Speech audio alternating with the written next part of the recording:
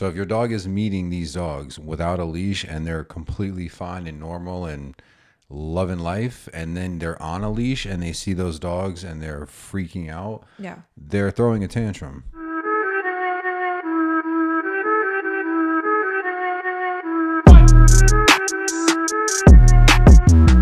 Welcome back, beautiful people, to another episode of the Pack Leader Mentality Podcast. We are excited today because what are we doing today? Q&A. Q&A day, baby. All right. Yeah, it's a nice, chill, relaxed day. Like I got the seat all the way down and I'm lounging back. I got the baseball cap on. Ready to go. I'm chilling. I'm ready to answer some questions. Yeah, I know I've said this before, but I love Q&A because it's an opportunity to answer these questions, you know, and give people some perspective of maybe what their challenges are when it comes to training. So without further ado, let's go. The first question, actually 2 different people asked pretty much the same question. So here goes. How can I stop our dogs from barking at every person or dog that walks by our house? And then the second question also asked about the car. Okay. Barking in the car as well. The first thing I would suggest is there any way that you can manage the dog's access visibly to see what's outside? Because so like blinds or because that sounds like an issue. Yeah, like the blinds being open. The front door. Some people leave. Like our neighbor does that. They leave the front door open, and the dog is always at the door barking. And clearly they don't care. So whatever. But the idea here is if you're in another room, and let's say you've been practicing getting your dog to stop. If you're not supervising them, then they're going to be able to practice it anyway. So number one is you have to be able to manage it to a degree. The second thing is generally, one quick correction that I would implement is as soon as it starts, I would make a loud clap, say enough, right? Use some sort of a sound or a word, and then go over to them in front of that door or in front of that window and cut them off and make them get out of there, make them go away.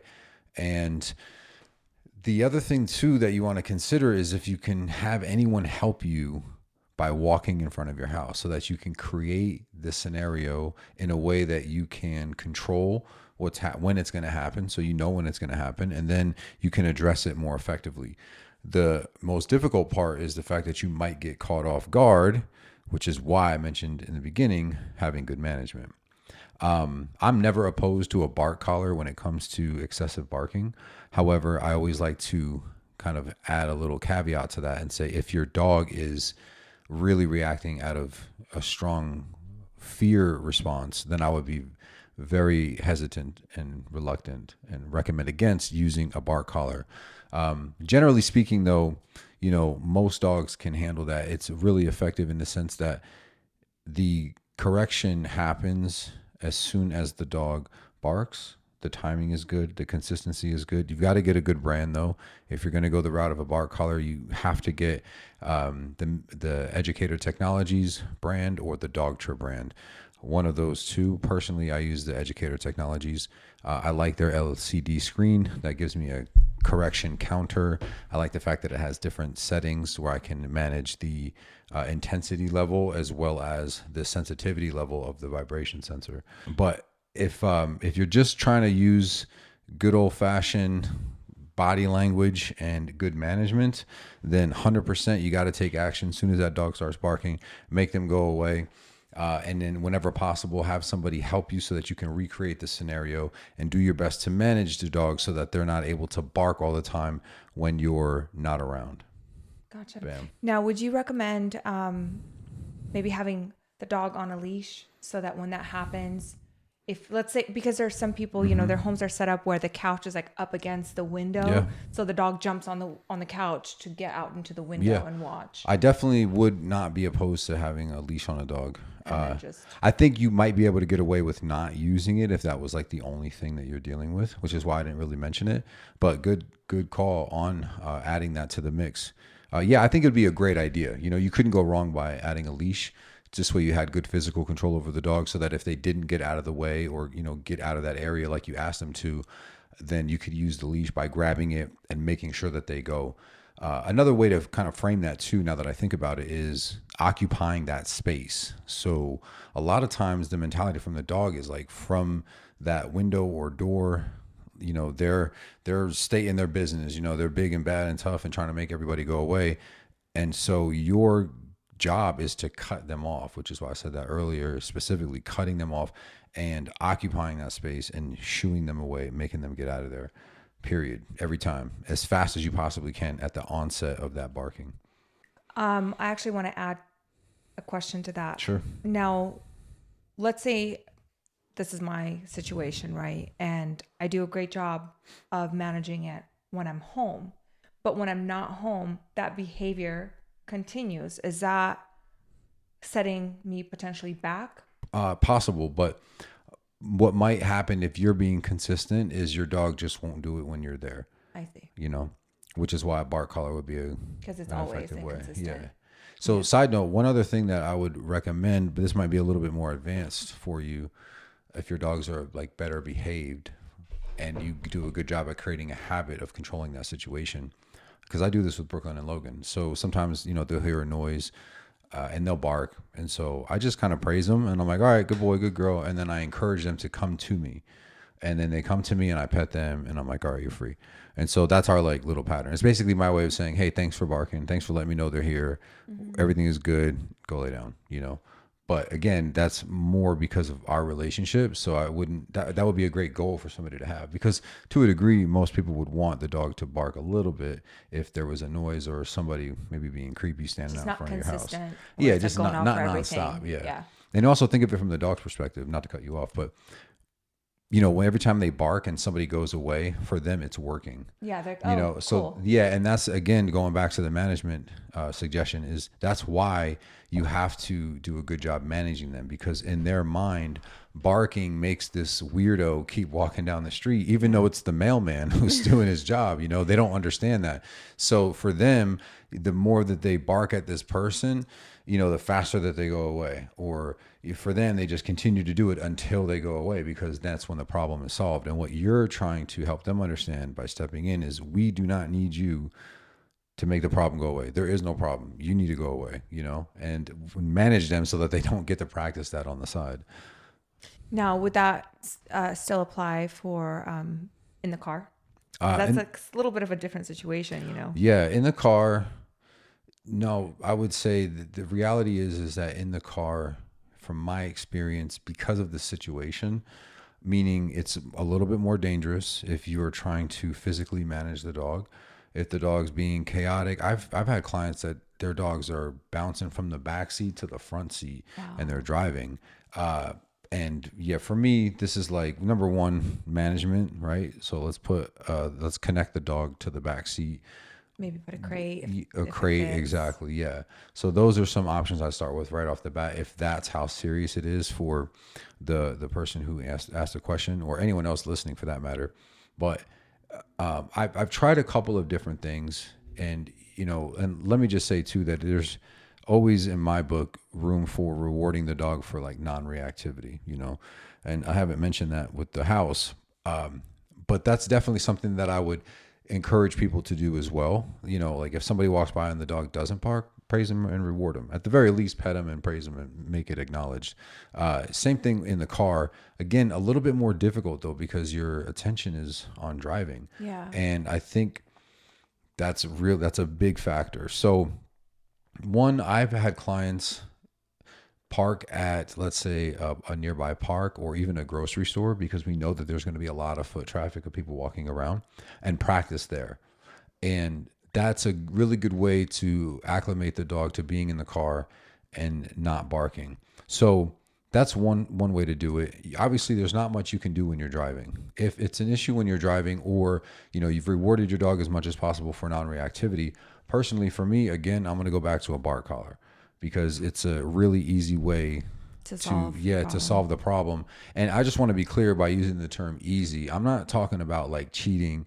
It is what it is. The fact that the bark collar is able to deliver a meaningful correction on time and with consistency is the most important part. And because you're not able to do that as a person, then this is why the training tool was so effective and why I called it easy. Especially when you're driving, like how are you supposed to steer the wheel and correct the dog, let's say with the leash as it's happening? You might correct them, but it's too late.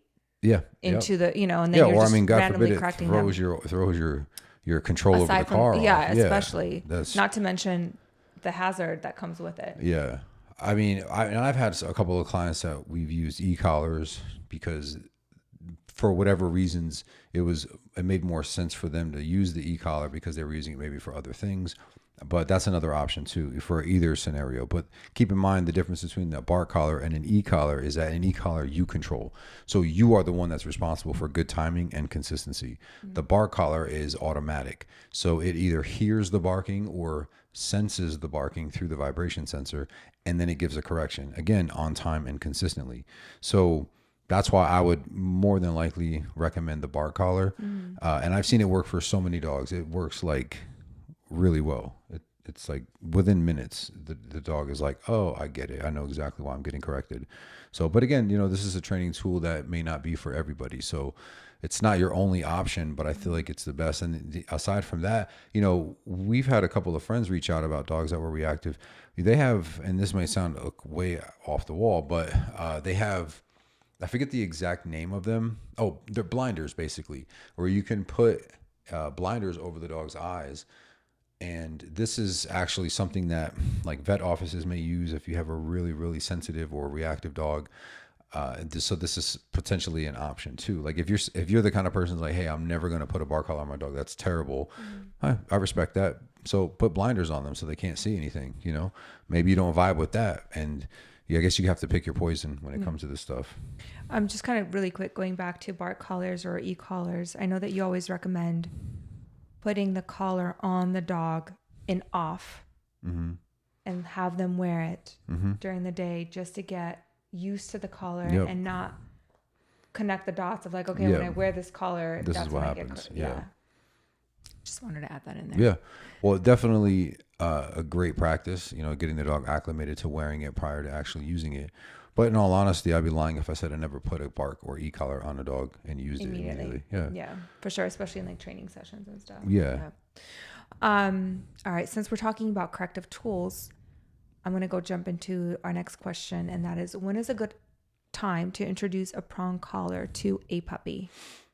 Yeah, if I had to put a minimum age, I would say 3 months. So 12 weeks, because honestly, at that point, you really start to see a lot of the dog's personality. And actually not that long ago, I was with a client in Home Depot, and when I first met them for the consultation, I recommended like a slip lead, and I told them like, don't use a prong, at least in that time, because, the puppy was just new and he was getting to know everything. And then we went to Home Depot and he was doing pretty good. But there was a couple of situations where he could care less about the food. He saw another dog in Home Depot and he was just so adamant. He was determined to get to that dog, and not in an aggressive way, but he just wanted to go. And he's a Rottweiler, right? So with this dog, we already know is going to be anywhere from 80 to 120 pounds. And the way that he was pulling and the way that he was just didn't care about, choking and the pressure on his trachea. I said, hey, you know what?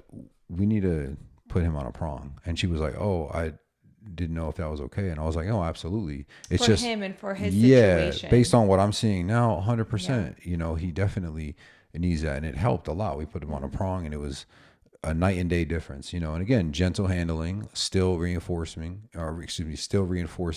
with food and praise and fun and play. But absolutely, the prong collar was a huge benefit for him and for the owner for that matter. Correct me if I'm wrong. It seems like it would make more sense for some of these larger breeds, these strong breeds, more than, your Shih Tzu or... Yeah, I mean, honestly, I would say generally yes, but in reality, it doesn't matter the breed for me. We've had a couple of like tiny little Yorkies in our class but they weren't puppies. They weren't, but still, we're talking about like the size of the dog. Because I think that's what, when people think puppy, they're really referring to a tiny little dog. At least generally from what I can gather, it's not really about an age. It's about, yes, that's a part of it, but it's a tiny little thing. It's a puppy, Yeah. But yeah, I don't really think that that is much of a factor in terms of what the dog needs, you know? So, in general speaking, if they're not taking food, they're kind of don't care about anything that you're trying to guide and implement, they're pulling like crazy, that would be a good situation to introduce a prong. Yeah. But I think it's important to put in some work, like not some, but put in work with your puppy, Of course. you know, Yeah. to see where they're at. And I've had clients that I would say could do more. I know that their dog is engaged, you know, and playful and food motivated. And so I would tell them, you know, that using a prong is an option, but I really don't think that you need that because of the how The food drive. motivated. Yeah. Yeah. And of course, really important is the fit of that collar. Yes. Snug and high up on the neck. But here's the thing too. It's like I've worked with dogs where the collar slides down the neck. So this is like it's a good rule. It's a good thing to know, right? To have the collar fit at the top of the neck. It is not the end of the world if the collar is a little low. The problem is when it's really loose and really low. You know, I've had dogs that are kind of in between. Yeah. So it slides down a bit. I'd rather have Or it like a little long loose. neck Yeah. with a little Yeah, or a hair, straight neck. like short Exactly. hair, Yeah. yeah. So it slides down. And if you try to make it any tighter, it's going to be too tight. Yeah. So it slides down. And all I say is, hey, try to be mindful of that. If you start to feel like the dog's not as responsive, it's probably because the collar is sliding down. So slide it back up, and you might have to do this several times on your walk or in training or whatever throughout the day. But yeah, so good point about having it high and tight, but it's not the end of the world if it's not, you know. You can still make do. Okay. What do we got next? Managing fear, anxiety. Is that a question? I think I mean that's what it said, but I think they're just asking of How to manage fear, anxiety. I need a lot more information than that, people. I mean, so some general tips on how to manage fear, distance management, threshold management. So if I have a dog that's afraid of, depending on how intense it is, and that's another thing to understand, like how intense is it? How serious is it? Sometimes dogs are really as afraid as they are because they've been reinforced for being afraid by their owners. Some dogs are genuinely terrified of things, and that really all plays a factor in how I would answer this question. But general tips on managing fear and anxiety based on fear is, again, distance management, threshold management, not making your dog go through anything too traumatizing. But I have had dogs where we sort of bring them right to the fire, so to speak, and they come out great because we're giving them I would say, a healthy dose of stress that they can work through and learn that everything's going to be okay. Other dogs, you can't do that too. And this is where it gets difficult because how do you, the viewer or the listener, know which is which, you know, which is why it's important to work with somebody who's a professional and knows how to guide you through that. Yeah, That because would, every situation is different. Every dog is yeah, different. What the yeah, fear and anxiety is so different. very different. Yeah. Yeah, and I mean, one dog comes to mind actually where I handled them completely different. This dog was terrified of stuff. I actually ended up putting the dog on a prong collar because the way that he would run away in a panic, the way that he refused to like step out of the front door. I mean, it was bad. And I walked the owners through everything and I said, listen, you know, I'm telling you now, we're going to put some pressure on the dog, but I genuinely believe that he's going to come out of it okay because of the fact that he's never had to face anything, right? He's always been appeased. And so sure enough, we put him on a prong and he tried to run away a couple of times. And I didn't let him smash into the end of the leash. I sort of gracefully let him hit the end of it. And he realized that it was uncomfortable trying to go away from leash pressure. We kind of just let him observe the environment. I remember very vividly, there were a couple of construction workers on the property of where they lived in this community. And the dog, when he saw the construction workers, immediately tried to bolt. He couldn't. He was not corrected by like verbally. He wasn't like or no or anything like that to let the leash and collar do his work. And finally, he was able to he just stopped trying to run and he just watched them. And Realize there's nothing yeah, wrong. They're and not it gonna was a bother really you. amazing. And they couldn't believe it. And they were like, he's never been this still.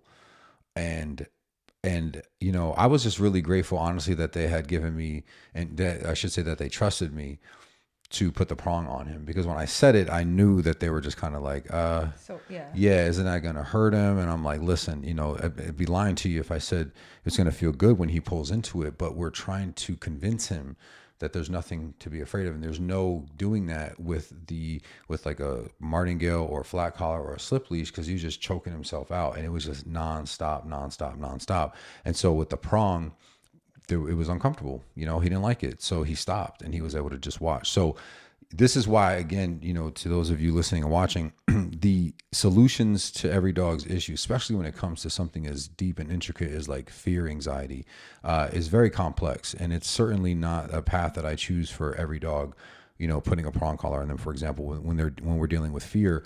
But this is why it's just important to know as much as you can about the history, about who your dog is, and you know what really is going on and what are they actually capable of. Because I've met a lot of dogs that appear to be terrified of something, and man, they just needed that little bit of encouragement to express their curiosity, and they turn so quickly. Marina was a good example of that. We had a dog here years ago. She was terrified. You know, her foster had pictures. She was like hiding in the bathroom, wouldn't come out.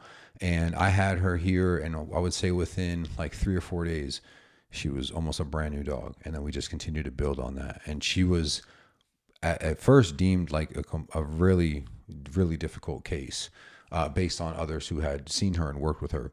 And I'm not saying that to sound boastful, but just that how, again, every dog is different. And that for her, she never wore a prong collar. No, it was you a know, gentle introduction to everything. yeah. Yeah. So dealing with it is very, very complex. But generally speaking, threshold management, managing distance, and encouraging little bits of curiosity and bravery and any type of investigation or inquisitive behavior towards something that she might have previously been nervous around.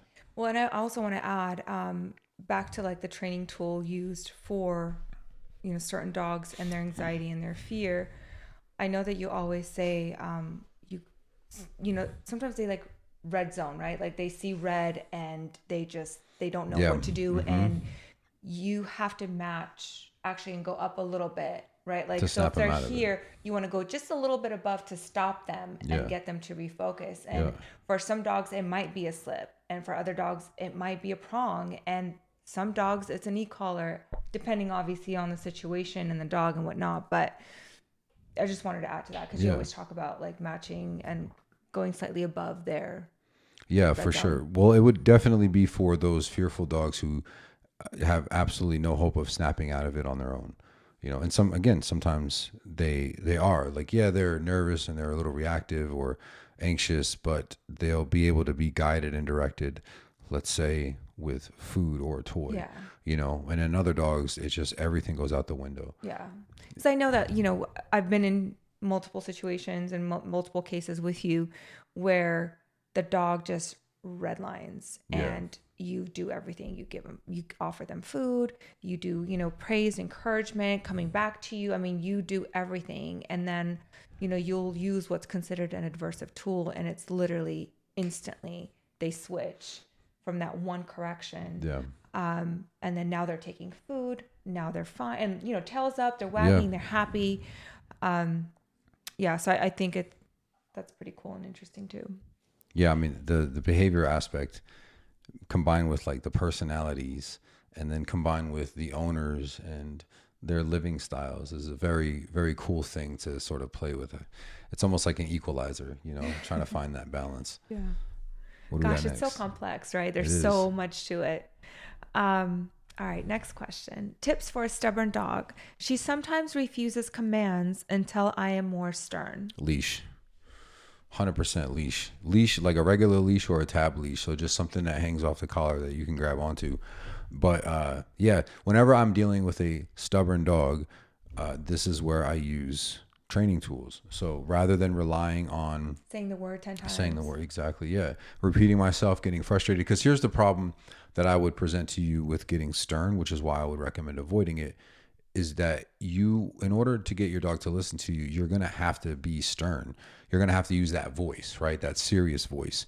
Where what I'm suggesting is if you say it regularly in your normal voice, and then you use the leash and let the leash, get stern for you, then you never have to raise your voice, and your dog will learn to take you more seriously based on the first time you ask them to do something because of your follow through, because they understand that. So 100% hands down, final answer, leash. Yep, leash. And then whatever training collar too. If you've trained your dog on a training collar that worked for them, let's say outside on a walk, use that at home. And a lot of people are surprised when I suggest that, especially let's say with a prong collar. They're like, oh, I can use this in the house. And I go, yeah, absolutely. It's not a walking collar, it's a training collar.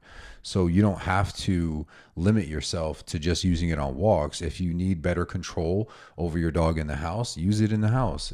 If you feel like they're not listening to you or taking advantage of you or not listening to you or ignoring you and not taking you seriously in the house, absolutely use that. Yeah, just make sure to obviously give them a break when they're going to bed. You Put it on in the morning, take it off at night, take it off when you're going to leave the house, take it off if they're going to be in the crate, and then just anytime. Take it off if you can't manage and supervise exactly them. Yeah, exercise good safety protocols, but absolutely, if your dog is using a training collar, use that too, just to manage them, because you want to be able to make a habit of having them listen to you. That's the whole point. So the more that you say something and then follow through if they ignore you, then the more that you're being consistent with your message to them, that you're gonna hear it from me once, and then I'm gonna make you do it. And it doesn't mean that you have to have a bad attitude, but it just means that you have to follow through. So just like kids, I can tell you I'm gonna ground you the next time. Of course. You sneak out of the house, but if I never do, you're gonna continue sneaking out the house. All right, next question. Yeah. Fearful dog freaking out on leash and an angel with same dogs. How to handle leash. So I think the dog is freaking out when it's on leash. Yeah. And when they meet the same dogs and they're off leash, they're not freaking out. Yeah. So look, I'm not saying that your dog isn't fearful, but when it comes to this particular situation, they're not fearful. What you're dealing with is a dog that's throwing a tantrum. So if your dog is meeting these dogs without a leash and they're completely fine and normal and loving life, and then they're on a leash and they see those dogs and they're freaking out, they're throwing a tantrum. They're basically saying, get this effing thing off me. Let's go. I'm ready to go play. I want to go see my friends. Let me off this leash. I hate this thing. It's restricting me. Take me off this leash. Get this thing off me. Why is this leash still on me? I want to see my friends. Right? That's what if they could speak English, that's exactly what they'd be saying out of their little mouths. So that's your problem. Now, the solution to that is a couple of things. Let's go from the least aversive approach. As soon as your dog sees the dogs and she starts freaking out, or as I would call it, barking and reacting, then turn around and go the other direction. Now, this is the long way, right? So I can't tell you how many times you're going to have to do that. You're probably going to have to do that quite a bit, but that would be the correction. That's the punishment, right? So the punishment in that scenario is your dog has to go away from the other dogs. We'll call them her friends, his friends. I don't know. Her friends. Sounds like a girl. So she has to go away from her friends. And it's not until she is finally calm and quiet that she can go to see her friends. The other option would be to give her a correction. Tell her to knock it off. And that behavior doesn't work. Now, that correction that you give her, there's a couple, but one, you could put a prong collar on the dog. That's an option. But again, this is all, information. I'm not 100% sure that I would even agree with that if I met your dog. So take it with a grain of salt. But to just kind of go back to the problem, is the fact that your dog, I guarantee you, has learned that what you call freaking out is the easiest way to get you to take that leash off. Because once that leash comes off, the problem goes away. So that means that your dog is really just reacting to get what they want. And that's the issue. So you could, again, move them away. That's one way of dealing with it. And that's the that's the correction. But you're probably going to be there for a long time. You're going to feel very defeated. And I'm not saying this to discourage you from doing that. I'm just saying in general, most people are going to be like, all right, this isn't very practical for me. You know what I mean? Because I have to do this so many times whenever my dog sees them. Versus if you give your dog a correction that says, hey, knock it off. And then you also still, though, require that calmness, right? And that calm, cool, collected energy. Like, hey, you need to chill, wait. Okay, now you can go say hi. You still have to implement that. But the correction would just help you get them to settle a lot faster. Would you recommend for them just not to introduce off leash until they get this behavior under control? Yeah, absolutely. I would say like no off leash meetings should be permitted until it is handled. Because anytime that they're off leash and they're meeting people, or excuse me, meeting other dogs, then you're actually reinforcing what she believes, which is when she's off leash, it's like everything is amazing. And when she's on leash, everything sucks. So, but that's definitely what it is. It's, another way to trainers would call it is like barrier frustration, leash frustration, things like that. It's just they're restricted and they don't like it. And from their perspective, I would say I don't blame them. Yeah. But in order to handle it, you have to put your foot down. All right. Last question. We are loving the podcast, and thank you so much for all of your lessons on Instagram and in the podcast. The dynamic between the two of you in the podcast is wonderful too. Here's our podcast question. Oh, thank you. That's so sweet. The dynamic. Oh, thank you. That's sweet. All right. Here's the question though. Come on, let's do that thing where they're like, remember it was like on TikTok a long time ago, like it sounded like karate. They would do that to the cats and stuff. You don't remember that? I know you guys know what I'm talking about. This is like 2020 TikTok. Oh yeah, too old for me to remember. Yeah, that's a long time ago. All right, here's the question. My 2.5-year-old dog walks really well on leash, but tends to position herself just in front of my leg as we walk. I want her to be at my hip or even slightly behind and work constantly on stopping if she moves ahead and bringing her back, changing direction, even putting a physical object in the way as we walk. And it's still a work in progress. Do you have any suggestions on this, or do I just need to keep at it? Yeah, I have a suggestion. Stopping and having her come back to you. What I would recommend is two things. So I'm just gonna make an assumption for the sake of argument, and say that she's on your left side. So we're gonna operate from there. So she's on your left side, and what I would recommend is practice left hand U-turns. So this is where you're going to, as your dog is on your left side, you pull back on the leash a little bit and then cut them off by turning your left leg into them. It's kind of a tight turn. I would practice that style of U-turn. And then I would also make a point when she starts to get ahead of that spot that you don't want her to get ahead on, like your leg, I would pull back on the leash and then cut in front of her with my left leg. So the idea is that you're using the leash and your leg together in unison to prevent her from crossing in front of your leg, or to getting in front of you. That would be the best option in terms of physical handling. And then the other thing is, if you're not using food, I'd recommend it just to encourage the dog to stay in the spot that you want, but then reward them when they're in that location, and make a point to reward them, I would say, a decent amount, so that you can be very clear about where you want them. And if you're using a food bag, make sure that your food bag is on the same side that you have your dog on. And again, in my example, on your left side. So I'd have that food bag on my left side. I would say slightly back. Yeah, right? like 7 o'clock. Right? So just behind your hip and just to the side of your butt. And so this way, if your dog is interested in food, if anything, that their head would be there. Between the food rewards and the good handling, I don't think that you need to stop and bring her behind you. I'm not really a fan of that, to be honest, like this stopping and then pulling the dog back. And And the main reason for that is just because I feel like it never works for anybody, you know? And I know that too, that a lot of times people say U-turns don't work, but I also think people do them incorrectly. And just to give you some insight on that, people do arch type of U-turns, like the shape like of the a U. leash is out and then Yeah, and they're like pulling the dog around. Yeah. Where this For is me, when I do U-turns, they're more like an about face. So the dog is able to continue to go straight.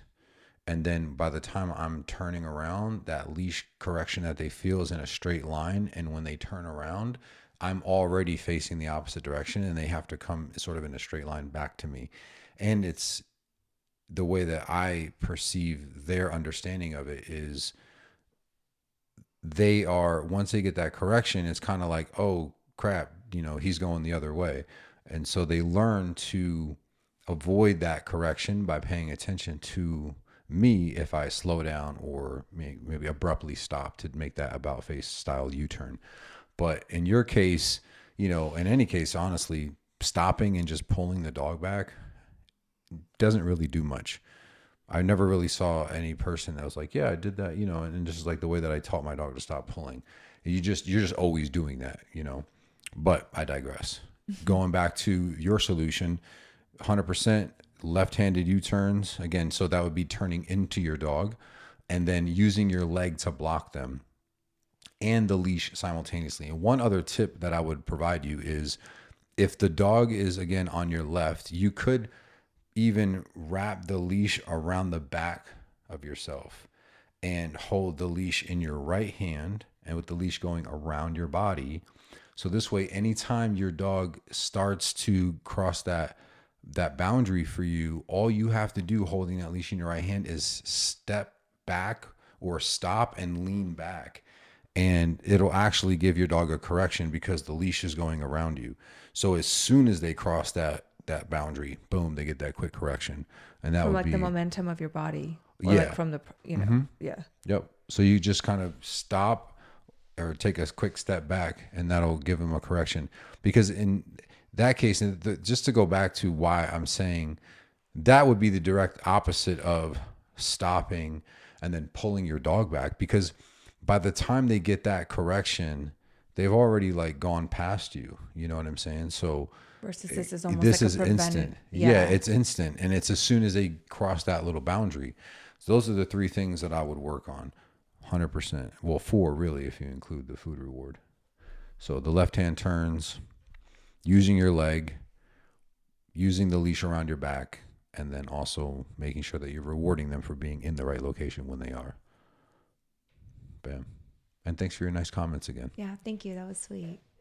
That's all the questions I have for today. All right, cool.